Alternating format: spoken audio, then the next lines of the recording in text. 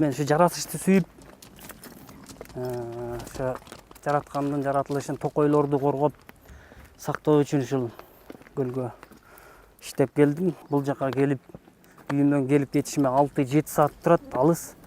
Ошого карабастан ушу жаратылышты сактап, ушул жерде иштеп жүрөбүз. 2 күн турам, 2 күн үйгө барам, смена менен.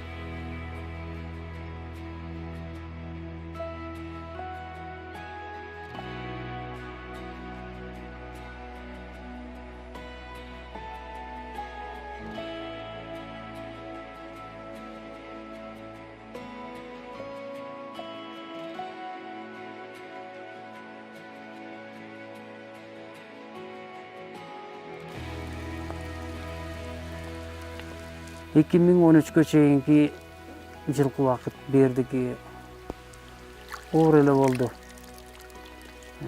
Өзүм билемдер көп, браконьерлер көп, кийик ковалаган адамдар, балык кармагандар мындан көп болду.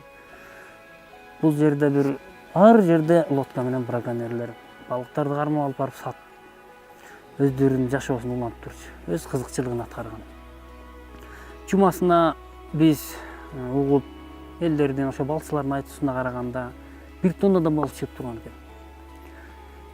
Бизге караганда 3 жыл болду, 2016-жылдан бери Кудайга шүгүр тынчтандырдык.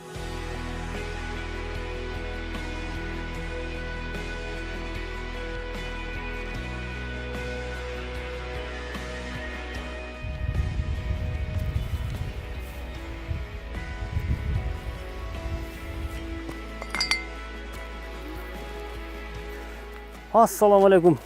Кандай, жакшысыңарбы? Эс алып атасыңарбы? Кетип атканда ошо мусоруңарды, мусор турган жерлер бар. Ошого коюп, тазалыкты сактап койсок деп ушул айтарым ошол. Ар бир биз эле эмес, эгерлер эмес, ар бир жаран, кыргыз элинин ар бир жараны ушул жаратылышты сакташ керек. Жаратылыш сакталса деп ушул кесипти тандагам. Өзүм ушул кесипти сүйүп, мен тоонун баласымын деп коем өзүм. Кудайга шүгүр, азыр кесибимден иштеп келатам. Үйдөгү келинчегим, балдарым баардыгын камдап, курсума салып, тамак ашман бери салып берет. Анан келем. Качан келеримди мен айта албайм.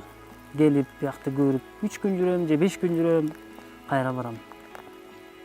Барганда кучак чайып тозуп алышат. Жакшы.